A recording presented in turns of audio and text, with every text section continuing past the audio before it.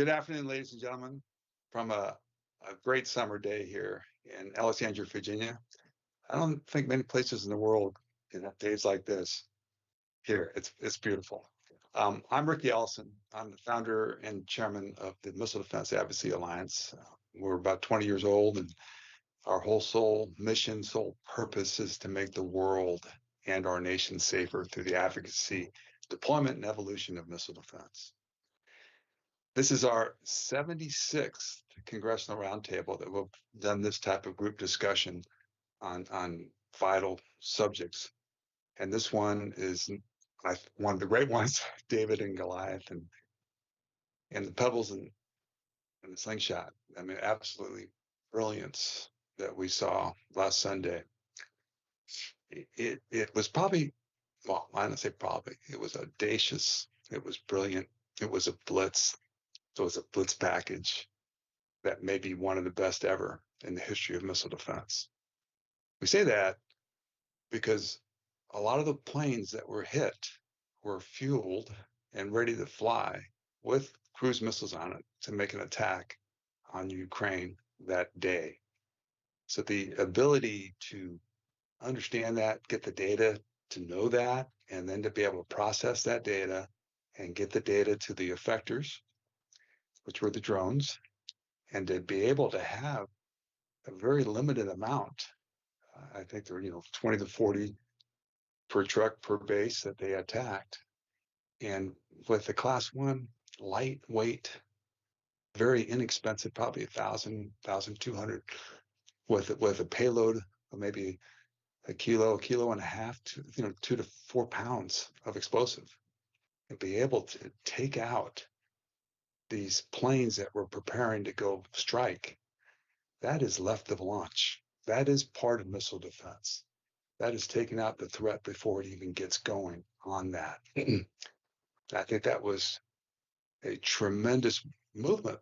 With that also comes the ability to counter the strike that's going to happen next, which Ukraine has done very successfully. I think the Russians are flying over 400 cruise missiles, ballistic missiles, drones at them, and they've defeated a good percent, probably 90% of that. That's part of the whole movement, to have that right of launch and left of launch and the data that supports that.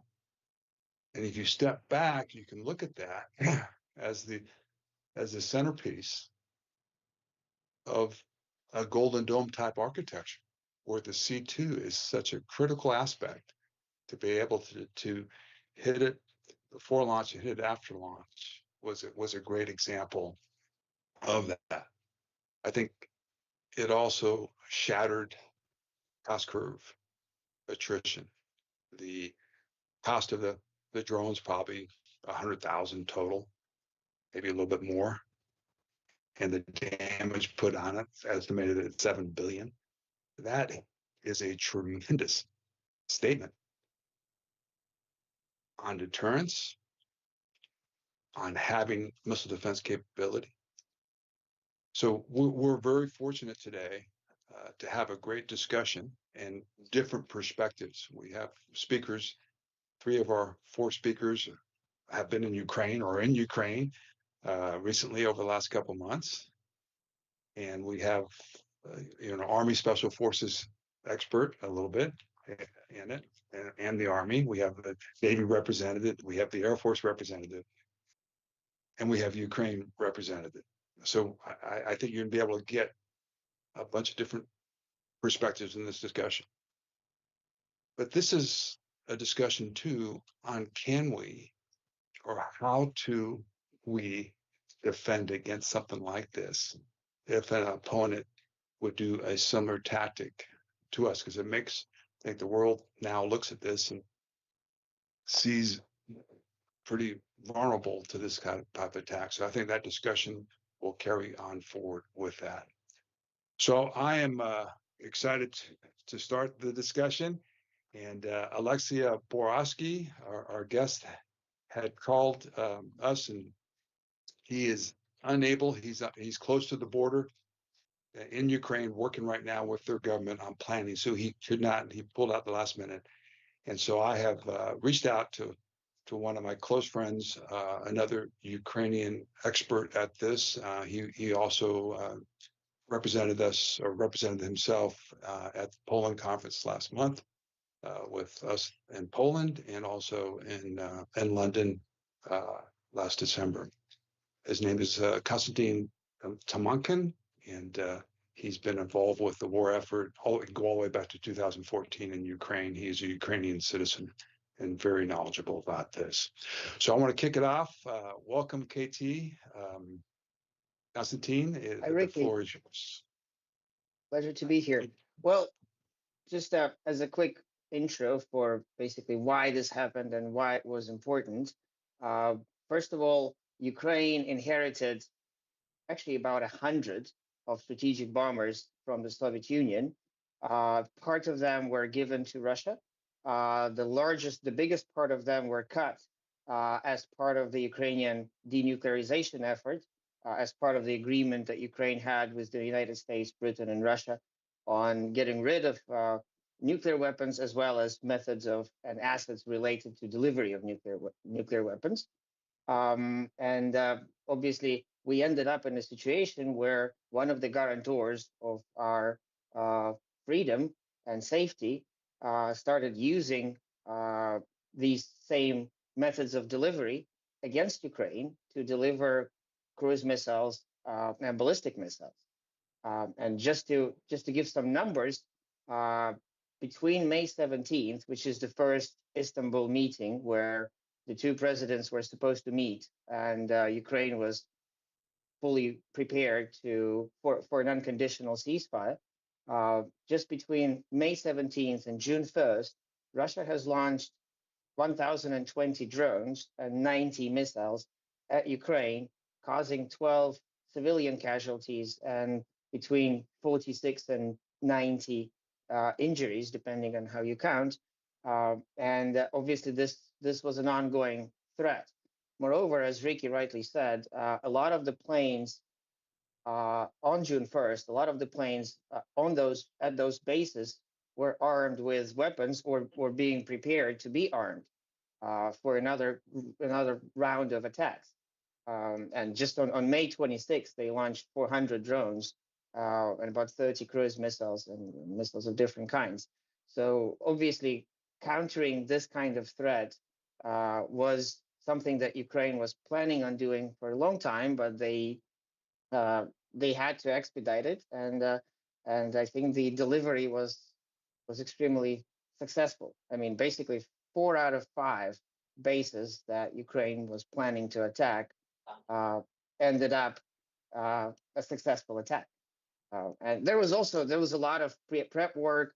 There was the Russians were expecting Ukraine to attack with long range drones, which is why they repositioned a lot of the planes as well as kept them fully fueled, which made it a bit easier to take them out, because obviously when there's 70 tons of kerosene inside a plane, you don't need that much payload in your weapons or drones to start a major fire, and then it will just do the work. So yeah, that's basically the short story. Please, if you have any other questions or comments, we'd be happy to. KT, just go through the actual, from your perspective, from a Ukrainian perspective, the actual, as much as you can, on how this happened with the trucks, with the ability to remote those things. Sort of give us a feel of how you would operate, how that was operated to be able to do that. Yeah, well, and is that easy to do? Well, again, if you start from high level thinking, so the absence of a navy makes you creative with figuring out how to make a remote controlled navy that can take out a first class navy in the Black Sea. The absence of long range rockets and strategic bombers makes you creative in terms of basically starting from a clean slate and finding modern solutions based off the shelf components, based of things that are available to procure and engineer by themselves, by Ukraine by itself, without any help from the Western world. And when you start from a clean slate, you're you don't have this legacy equipment and legacy thinking, so you can basically just concentrate on what can be done today with the technology that's available. And I guess that's pretty much what happened. Obviously, Ukraine pioneered a lot of things remotely controlled. A lot of different drone projects of different kinds were extremely successful. And in this case, the hardest, I mean, obviously, this required setting up a base of operations in Russia, which is, again, a very hostile environment for any foreign activity. There's a major paranoia among the population. The law enforcement is obviously extremely hostile to anything foreign. You cannot, like a foreign person cannot drive a truck in Siberia without being detained, right? Unless the documents are incredibly bulletproof, unless it's a diplomatic mission of some sort. So just even operating so deep inside Russia is hard from counterintelligence standpoint and breaching that. But then they had to create a base, collect and assemble the drones, obviously get the explosive part sorted. They had to make sure that all those drones will be charged. So every truck had some charging infrastructure inside. It obviously had to have comms inside in order to support the operation further. They were remotely controlled, but as far as we know from public sources, every drone also had an AI capability to it, and they were trained on museum pieces. So Ukraine gave out or cut most of what it had, but it kept some in museums, and those were used to train the AI for those drones. So my guess is if the comms were not available, those drones would have been capable of basically executing similar thing themselves. And again, this is also currently pretty easily done based on off-the-shelf available technologies, computer vision, and just training of model training and practice. Right, this stuff, it can be done and can be replicated anywhere. So the major complexity was obviously in making sure that 4 out of 5 end up in exactly the right place in exactly the right time. The fifth attack did not happen just because that driver was late for some reason, and he managed to, while he was still driving, he managed to see the news and figure out that he's carrying the same exact little things like these booths as are used in other attacks, and that's why he stopped in the middle of the road, and the fifth attack did not happen. But it is a marvel of special operations. It is a marvel of intelligence, and obviously technologically, it's a huge breakthrough in just putting it all together in one package. Every element of that existed before, but nowhere it was never used in this way before as a package. KT, thank you. That was well done. How would you, from your perspective, how would you, if you were on the other side, how would you defeat this? Is this defeatable? It is to some extent. Well, yeah, I mean, firstly, is asset positioning, right? Obviously, this will make every Air Force and every unit operating significant and expensive assets that are hard to move immediately and hard to protect immediately. Is where is your stuff, right? So you have to think very carefully about positioning and location of the equipment. Secondly, it's a standard set of items, set of assets that are used currently in Ukraine. Again, just to remind you, we are basically fighting about a 2 million drone per month war of the drones of the same type from two sides along the front line, right? So it's tactical radars, it's optical sensors, it's fast interceptors, and automated turrets, right? Those are the and then at the lowest level, you have your infantry with shotguns, right? That's the lowest possible level of countering it. But it's a combination of all those factors that can protect to some extent. I just because the trucks can get pretty close, correct? So you're not going to have much time to be able to track before they hit. That seems to be a difficulty, as well as a class 1, which is a low profile radar as well as sound, not detectable very well. Yeah, so that basically means that again, you position your assets smartly so that your most expensive and important stuff does not have a publicly accessible road within a mile from it. And then you surround yourself with fully active sensors that are actively being monitored, as well as obviously highly automated. And then most importantly, you have the level of readiness of your interceptors and turrets. That is not a 5 minute, like it's not a 5 minute readiness, it's a 5 second readiness, right? Or 30 second readiness at max. That is the hardest part. Hey, thank you, KT. Okay, I'm going to pass it over to you, Mark Montgomery, board member. He is retired, former J3 of Indo-PACOM. He has impressive history with SAS, with cyber, with our Senate, with our Congress. He's brilliant. Mark. Hey, thank you, Riki. And it's great to follow. That was a great discussion. Look, you won't be surprised to hear that probably all of us on here think that was a pretty innovative, creative, well-executed plan. I'd put it on par with the Israeli beeper attack and walkie-talkie attack in terms of planning, and even better in terms of execution, because the Israelis will tell you that they had to pull their thing way too far forward and didn't get everything they wanted out of it. But the planning and execution were fantastic. And look, this is what you do when your adversary gives you a wicked challenge, and Russia was building jamming curtains and air defense, layered integrated air defense that was making it hard to certainly hit a target this far away. Then you have to outthink him, and that's what the Ukrainians did here. They took the Russian wicked challenge and flipped it on its head for a Ukrainian challenge. They put themselves inside the inner circle of air defense, and as a result, had a highly successful event. I do want to make clear, you've heard the Russians whinge a little bit about active terrorism. I would say that this was about as low a collateral damage, civilian casualty risk plan as one could imagine, and in comparison to what I can only describe as indiscriminate, Russian use of cruise, ballistic, and missiles and drones. The Russians are on the face of it full of crap.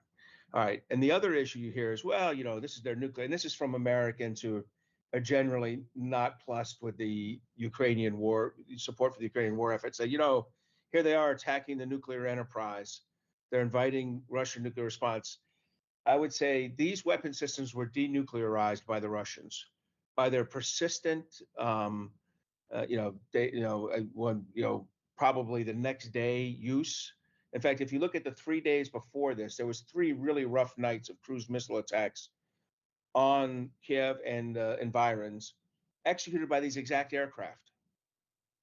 So with non-nuclear weapon systems, if a Patriot shot went down, would we have heard from the American, from this intelligentsia that, well, you shot down a nuclear bomber while it was flying? Yeah, because it was releasing cruise missiles, and because of the ranges, it fires pretty feet dry over Russia. But still, this is a nonsensical argument, and we need to dismiss it, for what it said. And if it comes out of the administration, it's completely inappropriate. And then the other part of the point I wanted to make was that, to me, what was unique about this was it did demonstrate that, first of all, our idea of layered defense really needs to include all the layers. And we have taken a pass on homeland defense. I can find any one of 100 comments from General Glenn Van Herk saying stuff like this is going to happen in America. We got to be careful. He was warning for 4 years as Northcom commander, and I think GUI has as well for a year, that there's a lot of threat to the United States. We're basically undefended. You and I have done several events like this. I've done a couple articles, op-eds on exactly this, that when it comes to homeland defense, whether it's cyber or missile defense, we are unprotected. Our adversary has been developing the exact weapons to strike us, and and we are not and we are now behind the curve for achieving this. The problem we have in missile defense is that complicating this, there is a hypersonic cruise missile ballistic, a hypersonic cruise missile conventional threat to the United States. There's in theory, this drone threat to the United States, all with conventional equipped with conventional warheads, and they need they're much more the type of defenses you need are of different complexity.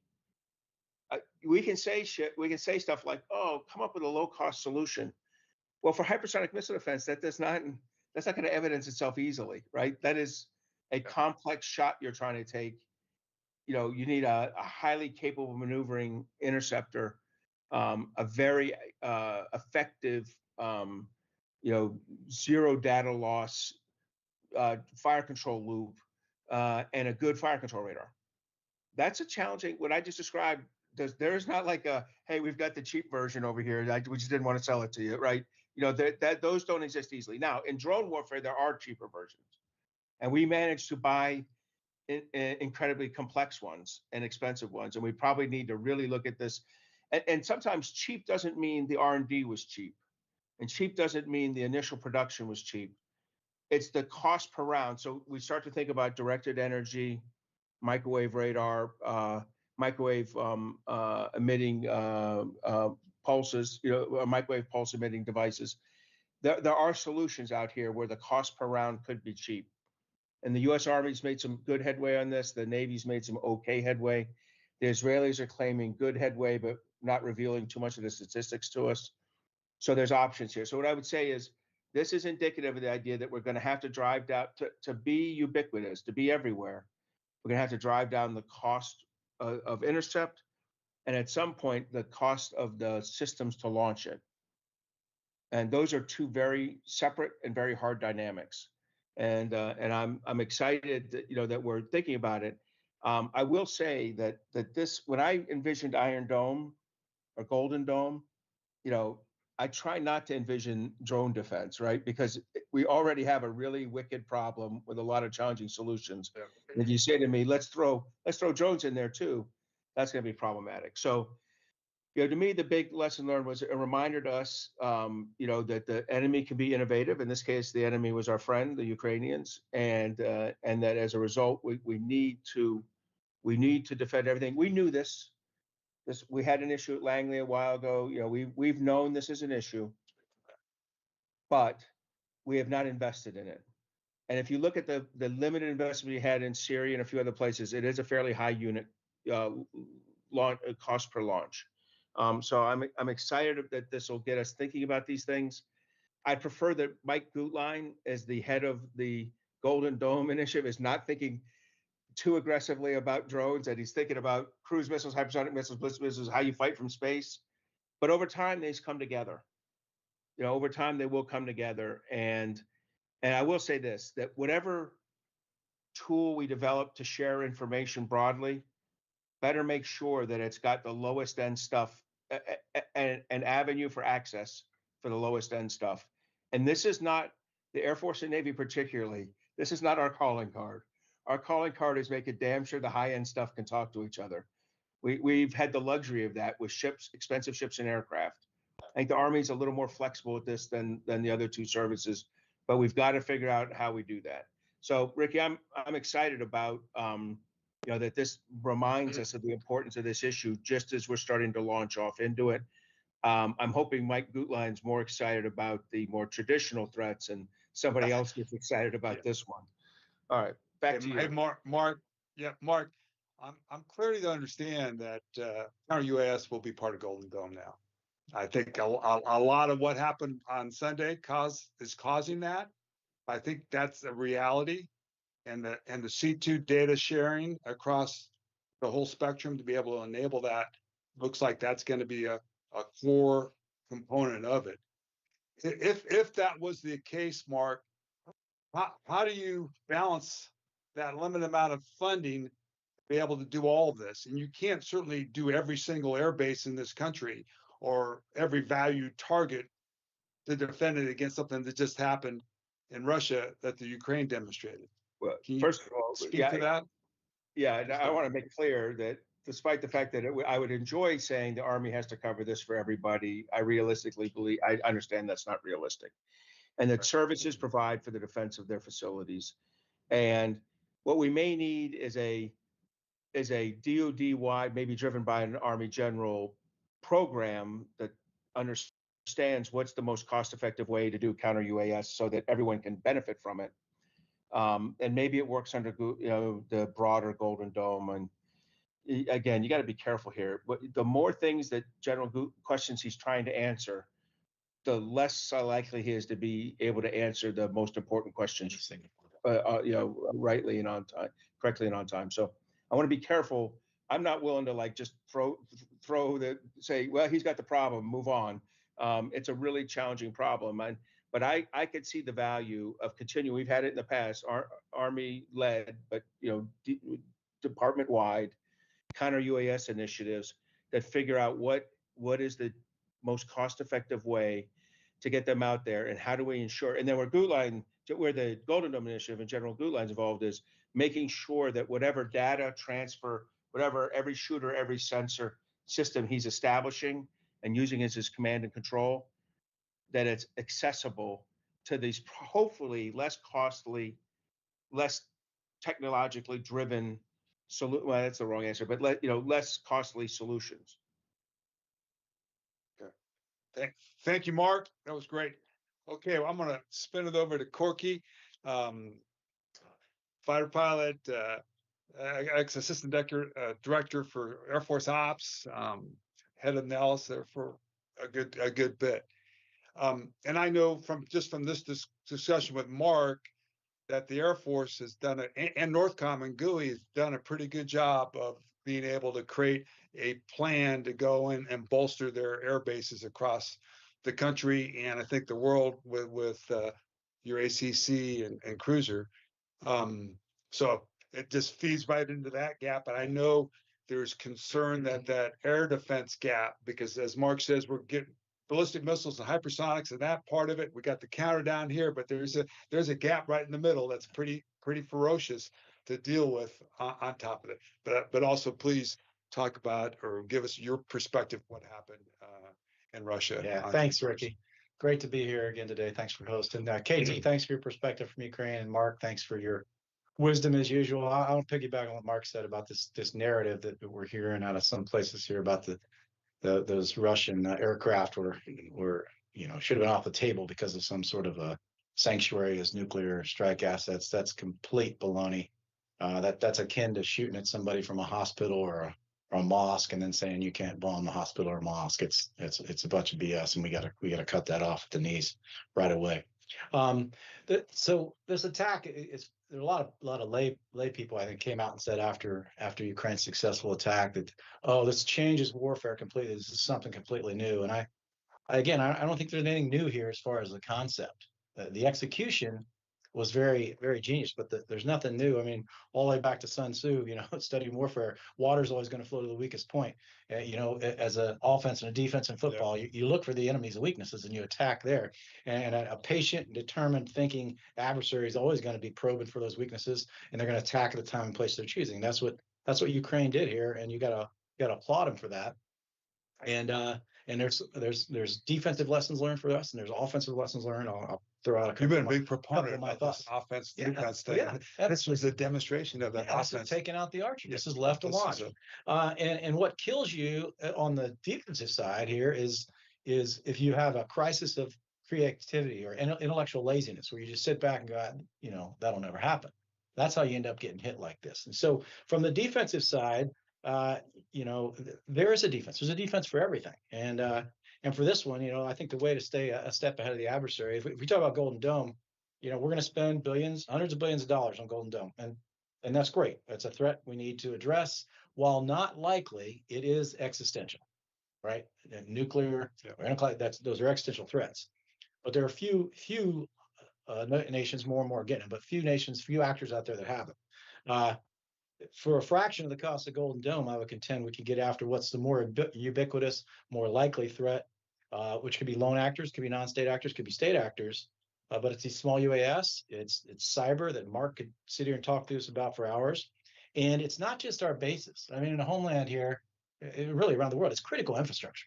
And I think shame on us if we're just talking about bases, because we need our ports to get to the fight. We need our civilian airfields. We need our power grid, right? All this. So this is about defending critical infrastructure. And that starts to sound like you got to boil the ocean, solve world hunger. But I think you can get after this smartly, certainly inside the homeland, for pennies on the dollar compared to what you're paying for Golden Dome.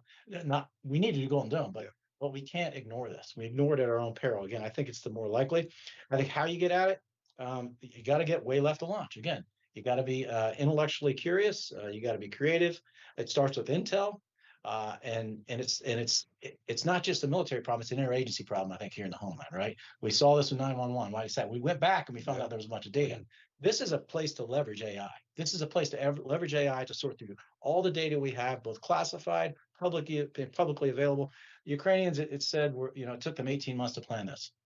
There's, if the Russians went back, there was probably some chatter, some stuff they knew about, but they didn't pay attention to it. Shame on us if we don't leverage all the tools we have to constantly be on the watch, sharing across state, federal, local level, to be looking for these threats and head them off at the pass. The other thing you need to do is, the enemy's probing for weakness. You should constantly be probing for weakness. This is when you got the scout team in football, right? We should constantly be probing. We should have diabolical, as was said the other day by our new chairman, diabolical red teamers probing our nuclear facilities, our ports, our critical infrastructure, our bases, and finding the holes so that we can patch them up, because there will always be holes. There will always be weaknesses. Yeah. That's how you get after this. You find the weakness before the enemy does, and you shore it up, all right? And that's how you win the championships. You're never going to be 100%, but I think that's what we got to do. We cannot afford to be intellectually lazy.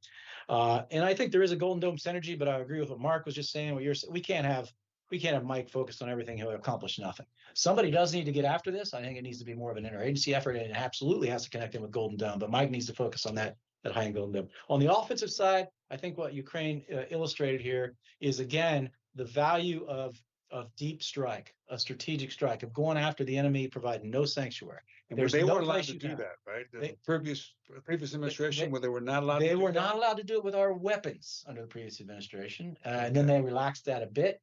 And I think it's been relaxed. Why didn't the Ukrainians do this earlier? They did this with their weapons, so they could have, It took them time to develop this capability. They were patient. They've defended along the front lines. Meanwhile, they understand the value of not giving Russia sanctuary. They understand the value of deep strike. And it's just, how do you get there? Like Mark said, they got to get through the curtain of air defenses. How do you do that? Well, they drove around them. They had Russian drivers drive their UAVs. It's genius, right? So look, if you can take out that Archer, if you don't give them sanctuary, it forces Russia to pull back, use assets, use resources, the limited resources they have to defend back there, which is less on the front line. Right. So, and it gets the Russian population thinking why we're in this war. So there is a value here, again, that they've shown it again, to value to deep strike. And we gotta remember that. We can't give up on that capability on our own. Okay. Do you think this demonstration is going to deter Russia, or is going to escalate this whole thing up? I mean, these type of things here, right? That was a sound, if you look at it, deterrent capability to send that message.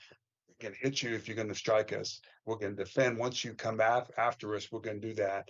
That seems like a stable way of doing this, but that also, like all conflicts, that way fast.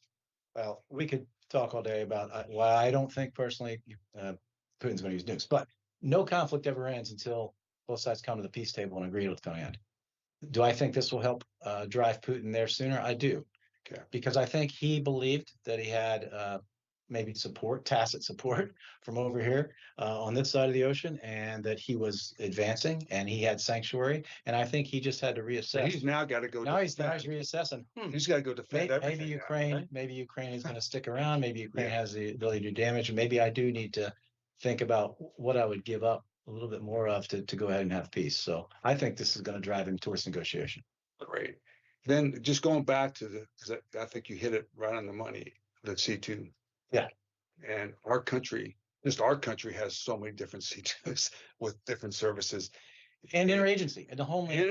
All that. Law enforcement. So you can't, this has got to be an interagency problem to solve. I'm not saying the interagency takes care of hypersonic ballistic missiles, but at this I'm talking about data right now. Data and collecting data, whether it's right down by the border or up in space be able. And Absolutely. I think Golden Dome is probably going to be one of the spearheads to create that singular data That's for where the synergy- everybody to share that. Because Well, we've been talking about it for years, Ricky. but nobody's nobody's done it. But I think we got a So, mechanism here. Golden Dome is a latest mechanism, Yeah. but at the end of the day, if you can't share the data and make sense of it and get it to the actors who need it in a timely manner, it's useless. How would you defend our country, this counter value with these cities? I mean, you pointed out you could do it cheaply, quickly with a couple of bases, but we can't do all of it. And how do we just from Well, I your think perspective? if you think of it from, oh, the military's got to do it. No, there's no way. Yeah. But at state and local level, there are resources available. Do they have them all linked appropriately? They are getting the intel feeds from the not only from the federal level, but from overseas partners. Are we sharing data? Are we sharing information? And this is again leveraging AI to find out where the wheat really is versus the chaff, so they can focus the local level resources. There are some things that we don't have. There are sensors we probably need. There are effectors we certainly need for counter unmanned stuff. But a lot of this, I think, is getting really far left in that intel. Yeah. It's hard to keep. Nobody's just going to show up one day and do this. It takes time to plan this, and there are leaks.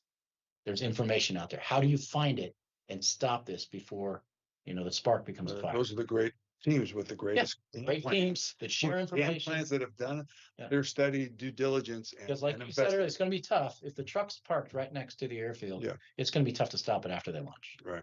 All right. So that's what I say. All right, great stuff. Thanks, Thanks. Corky. Okay. All right, we're gonna switch over to the Army perspective and maybe a little special ops. Jamie Jarrad, retired former Deputy Commander for U.S. Army Pacific and also operations for Special Forces years ago. So, Jamie, welcome. Thanks, Ricky, and thanks to Corky and KT and Mark. And so, I mean, I think they've covered it well. I think I'll be a little bit redundant with some of the thoughts that I have, but I as I pick and choose just points to reinforce from the previous speakers. For the threat to start off with, I think, KT, when he said, if you can isolate all of your critical infrastructure with from a mile in, it would be beneficial. And so, how do we do that? Not only for our military installations, but also for all the critical infrastructure. Mark didn't comment on the Cal Dow, which he always comments on in all of these discussions. And so, but it is much bigger than just the military installations. It is all of our critical infrastructure. And so how do we protect that? And that's a pretty daunting challenge. I think that, and again, not only on this one, but previous discussions, we've talked about the ability to see, sense, and understand. And so do we have the appropriate sensors in place to do that? And I think the answer is no right now. And so we've got a long way to go and really a short time to get there. This threat, this event, I think, really did it should reinforce to all leaders that the threat has grown considerably, because not only was this a very well planned and well orchestrated event, but it was done very cheaply. And I don't know if KT can put just a general cost estimate on it, but it was, there was obviously a lot of time, a lot of energy, and a lot of expertise in the planning, but the overall expense of this one was probably less than a couple of $1 million or something like that. And so that means that there's a lot of people, a lot of adversaries, a lot of evil individuals that could do something like this in the future with very limited resources. And so that makes it infinitely harder. And so, Corky was just talking about the data. And so how do we see the data? How do we understand it? And then how do we share it? And then how do we include KT also talked about the automation within the capabilities. And so how do we automate that data so that we are executing at the time standard we need to execute, the speed of action? And so we're talking about seconds, not minutes or hours, that we're going to have to be able to execute if we're going to defend all of the threats that we need to appropriately. And that is much bigger than the United States Army. As Corky was talking about, it's not only the Army, it's all the services, but it's also the interagency, especially here in the United States. Um, and it gets into the authorities piece. Who has the authorities to actually do something? And are we understanding what needs to change and advocating for that change as quickly as we need to? But then also, as we look to do that within the United States, when you get into the interagency, it's going to have to be an unclassified level, which is not necessarily a bad thing, but that should make it one advantage of that is it should make it easier for us to transmit that data at a level where we can share it with our allies and partners overseas as well, because it's going to take their help if at locations outside the continental United States. And so there are several things that I think this event last weekend crystallized for all of us that need to take place very quickly and to change very quickly. And from an Army perspective, and I think I speak for all the services, which is a broken record, is one of the things that we need to spend money on this, on the research and development, on the testing and evaluation, on the exercising of all of this, so that soldiers at the very lowest level are competent and confident in the capabilities that we're giving them to do this. And to do that, we need a budget that is passed on time every single year. And that's not something that has been helpful to all of the services here over the last several years when we're talking about new spends on research and development or buying new capabilities, which sometimes is limited when we do not get a budget on time every year. And so there's nobody really in a leadership role in the United States that is free from responsibility to help us solve this problem. Speaking from an Army perspective, I know that we think as we get that cost curve down, we're going to have to get to directed energy solutions, at least at some level. It can't be the only solution, but it's going to have to help at some level because of the speed, cost, and really the magazine depth. We can't be spending $1 million on every drone we're trying to counteract. But we've also got to, as I said earlier, we've all got to work on the sea sensing and understand, and then the systems. And we go back to, and JD can potentially comment on this, on the JAD C2 or the CJAD C2 or whatever the command and control architecture is. We've got to be able to see, sense, and understand together, together across the joint force, together with our allies and partners, and together with the interagency. And so how are we creating the open architecture systems to be able to do that? And then we got to do a better job at training individuals. I think back to when I first came in the Army in 1989, and we were in Germany before the wall came down, and it was air defense training was a skill level 1 task. And I think we've gotten away from that. And I think the Army here over the last couple of years has really focused on it more because of the threats that we've seen in the Middle East and because of the casualties that has provided. But we've still got a long way to go and got to get better. And so I'll pause there, Riki, and Thanks, Jamie. take any questions. So, Jamie, you explained that well. What's it going to take for our country to move on this? I mean, we had the drone attack, not attack, but the Chinese flew those drones on Langley Air Base. We couldn't see them, couldn't track them, wouldn't have the authorities do anything about it. And now that was a year and a half ago, I think.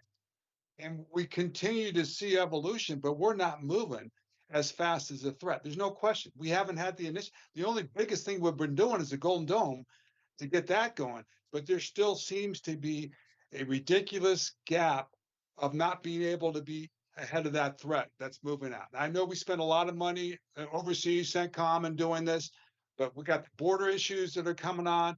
We are not moving fast enough dealing with this. And so just comment on that, because as Mark might have said, each of the services should have their own bases.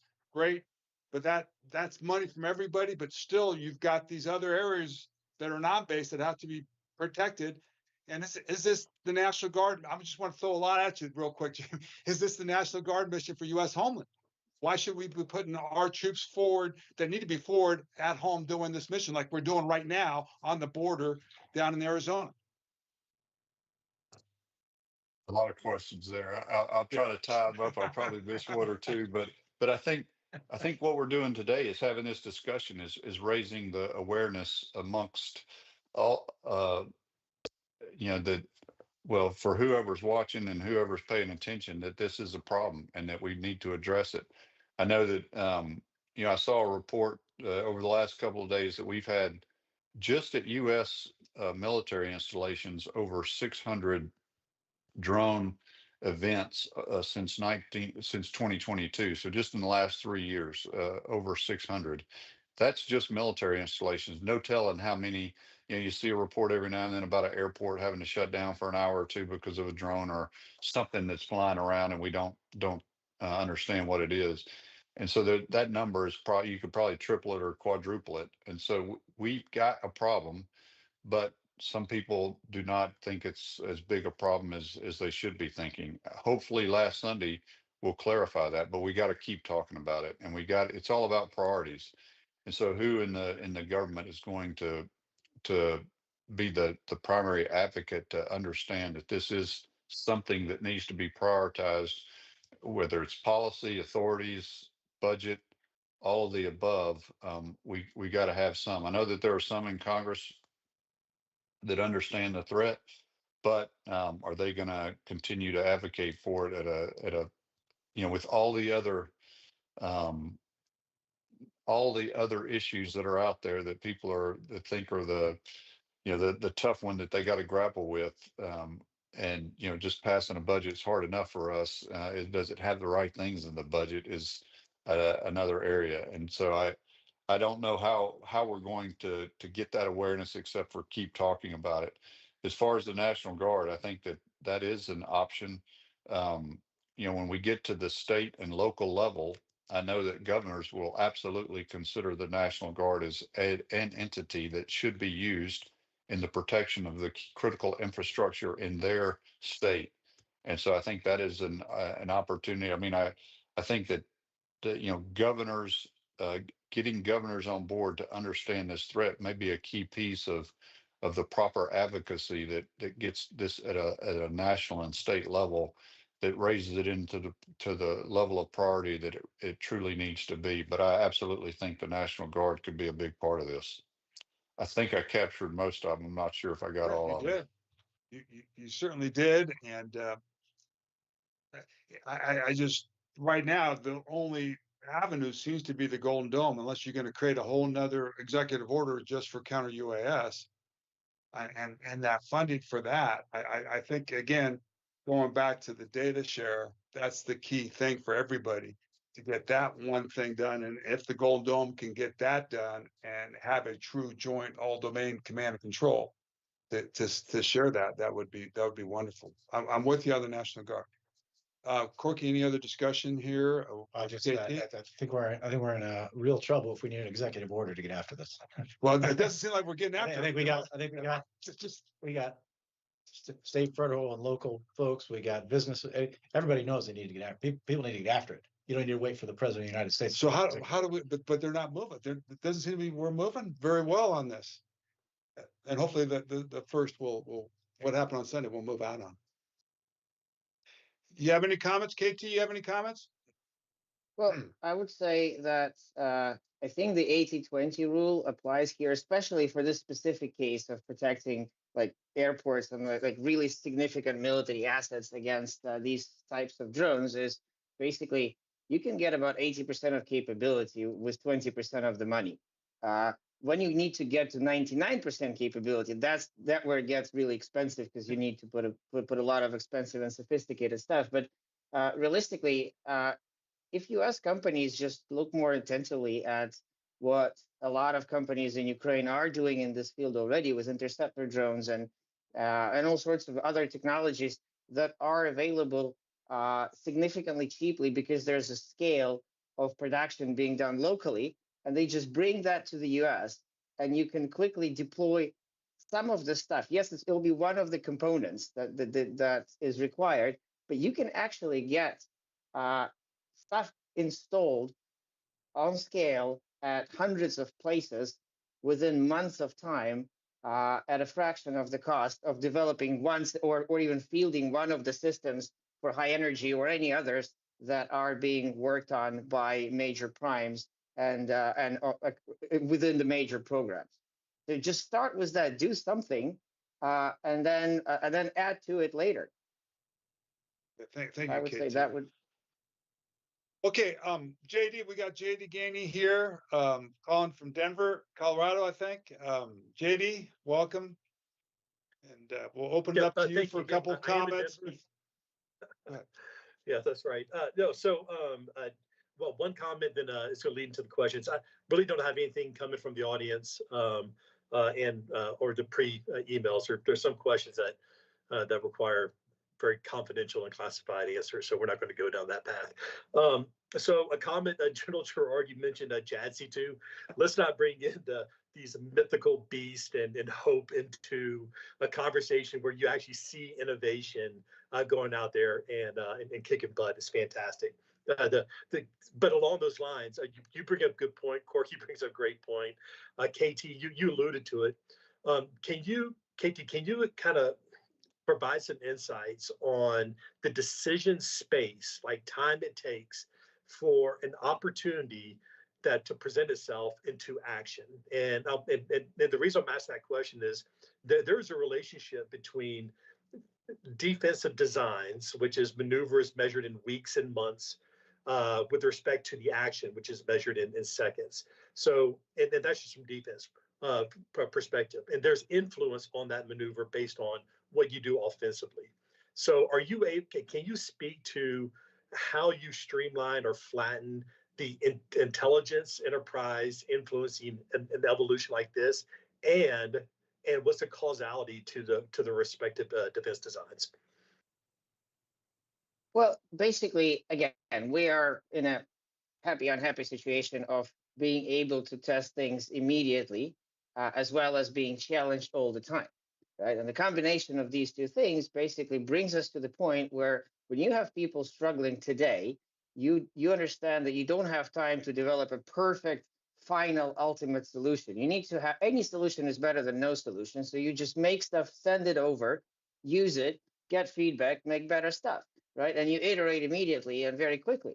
And if we kind of move it to the peaceful land of the free today, if 1% of what is supposed to be spent on such system would be allocated to basically this continuous movement of just deploying things, testing immediately, upgrading and deploying new things, knowing that they will not be good enough for the won't be perfect, but you will get a long way with that.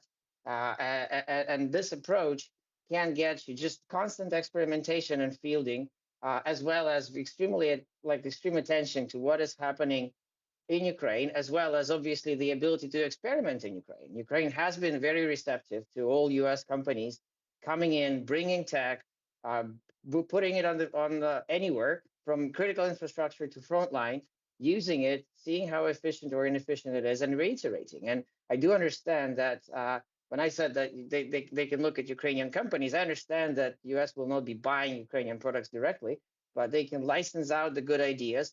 They can license out the production processes and ideas of how that can be done. And they can experiment immediately, again, coming back to Ukraine and do it, right? And then bring stuff in and deploy something at least quickly, right? Because, again, if the Russians had as much as a bunch of guys with shotguns, or as much as a bunch of automated turrets, or even mechanical turrets, just people with machine guns on pickup trucks that could move around the base and try to shoot those things down, that would have saved them a couple of $1 billion, right there and then. And obviously, yes, there can be and there are better solutions to this, but do something quickly and then extend and improve. I'll piggyback on that. What KT was saying there about the hardware and then the people, the shotguns. it highlights that you got to be just as agile with the authorities as you do with field and hardware. The folks at the local level need to know that it's okay to pull the trigger, and they need to be conditioned to pull the trigger, not think, ask, oh, I'm not sure. Because in our system, generally, the ROE is held pretty tight and pretty high until we're in a conflict. Guess what? We're there. This stuff is flying over our bases. It's flying over our critical infrastructure now. And our people at the local level aren't trained to sort of shoot first and ask questions later. We need to get into the mindset of it's your job to defend this infrastructure, and you have the authority to do it, and we got your back. I think part of the way to get there is what I mentioned earlier. Is we need red teams that are probing our infrastructure all the time to condition our defenders of all these critical infrastructure sites to be ready for anything and to defend on a moment's notice, not ask permission, not wait for permission, but to be postured to defend. That's great. Yeah. One final question. KT, you mentioned about training the AI models for this event. At the COCOM level, what I've been exposed to, and coming off the AI initiative coming out into PACOM, the question has always been, what type of data do you need? Where's that data coming from, and the authentication of that data? So when you start talking about training AI models, and you're also familiar with this with what you're doing for Skyfortress as well, can you kind of give us at a macro level what that really entails from how much data do you need over time? Is it resting data? Is it historical? Is it a repository that you need constant access to? Is it also a separate AI tool that you have DevSecOps being conducted hand in hand? And the reason I bring this up is because not only do we have various combatant commands out there, we also have different services and branches and functions within services that are pursuing their own AI driven type tool determination. So from you as somebody that's doing it real time with an actual foe, can you kind of give us an idea of what that stream looks like? Data identification, pulling it down, authoritative data, and training the models. Well, again, it depends on obviously what are you training and against what are you training it. But starting from this type of threat, this is actually the easiest, because basically every single U.S. Air Force asset is available in really, really, really good 3D, open source on the internet. It's part of computer games. It's part of all sorts of simulations. You don't need up to a micron level precision model of a B-52, right? You have enough precise, fully open source models that you can just buy for $1 or get for free. And then in the same environment where you train your drone pilots and you train your algorithms for drone autopilots and automatic target acquisition, you just insert that model there and you start training it. And that can be done literally tomorrow for pretty much $0. And that's the sad part. Obviously, when we're talking about training models on more sophisticated or more obscure threats, where you need like sounds or radar signatures or all sorts of things that basically are not directly visible, perfectly clear shapes, then yes, you need to get more data. But again, if we're talking the experience of Skyfortress, instead of creating a database of thousands of sounds and then trying to have a neural network that will be immediately going through those hundreds of thousands of samples, Skyfortress went towards creating a physical model of sound that kind of unites the unique properties that this target will emit, that will have, and the sound properties that it will have, and then just trying to figure out those specific things against the model and not against thousands of samples. So in any case, overcomplication is great scientifically, but really hurts you when you're trying to fight a war, because that requires immediately, that raises your requirements for your hardware, for your processing power, for electricity consumption, weight, complexity, management, and obviously then transits into time of development and deployment and budget. So if every time when there's a task like that to figure something out, you start from a clean slate and not from the from the high ground of being the most powerful, the most knowledgeable with the most assets, and then doing things the complicated way first rather than trying to do the easy way first, which in most cases can be extremely efficient, not 100% efficient, but more efficient than anything else, and most importantly, faster. So yeah, I guess that would be, if I don't know if that answers it, but that's my take on it. Don't No, it's great. overcomplicate Thanks. things. Oh, well, yeah. Yep. Sorry for nerding out on a Friday afternoon. All right, Riki, over to you to close out. Okay, let's just let's go around and close it out. Any closing remarks would be great. KT started off, but on the session here. Well, again, this attack didn't change the world for those in the know in the military. What I think it did, because obviously anybody who really worked either on the offensive side of such operations or on prevention of such things being applied against U.S. assets, this was a known threat. What it did was it created the understanding among the policymakers globally that this is indeed a threat and something has to be done about it. And I guess if there ever was a moment to start taking this seriously, but also being able to act on it, the moment is now. Thank you, KT. Jamie? Yeah, I'll continue off KT's, comments. I think a lot of people in Europe and NATO are worried about the strategic capabilities of Russia. Now I think they should, this opens their eyes that there are other threats out there that they need to be prepared for as well. And again, to double down on KT's recommendations, we should absolutely be going to school off of Ukraine and Israel and others who are in a knife fight day to day and having to come up with innovative solutions.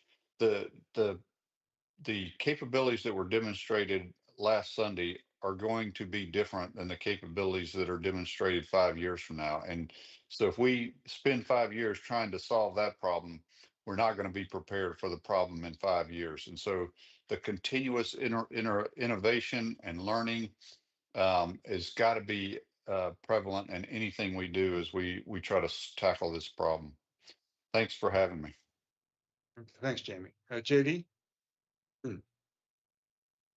No, it's exciting. It gave people a pause on the innovation that's happening out there that should influence what we're doing.